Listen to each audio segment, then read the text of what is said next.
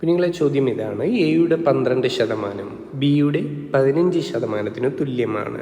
അങ്ങനെയെങ്കിൽ എയുടെ 16% ബിയുടെ എത്ര ശതമാനത്തിന് തുല്യമാണ്? അപ്പോൾ ഒന്ന് എഴുതിയാലോ നമുക്ക് കാര്യങ്ങൾ. എ ഉണ്ട്, ബി ഉണ്ട്. ശരി, എന്താ ചോദ്യത്തിൽ പറയുന്നത്? റേഷ്യോ കണ്ടുപിടിച്ചിട്ടൊക്കെ ചോദ്യം ചെയ്യാം, പക്ഷേ അതിൻ്റെ ആവശ്യമൊന്നും ഇവിടെ ഇല്ല. ഇങ്ങനെ ചെയ്യാം: എയുടെ 12% ആർക്ക് തുല്യമാണ്?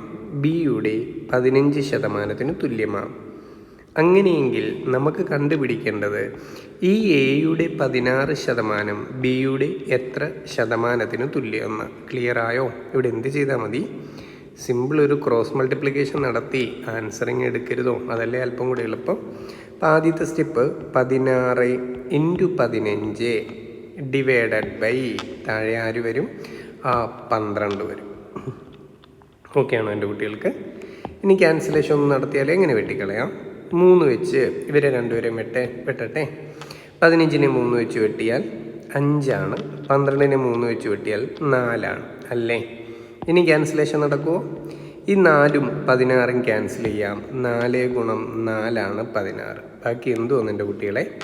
4ഉം 5ഉം മാത്രം ബാക്കിയായി. 4 × 5 നമ്മുടെ ആൻസർ 20, ഇല്ലെങ്കിൽ 20%. ഓക്കെ ആണോ? സിമ്പിളാണ്, റേഷ്യോ ഒന്നും കാണേണ്ട കാര്യമില്ല. സിമ്പിൾ ഒരു ക്രോസ് മൾട്ടിപ്ലിക്കേഷൻ മാത്രം. ഓക്കെ അല്ലേ എൻ്റെ കുട്ടികൾ?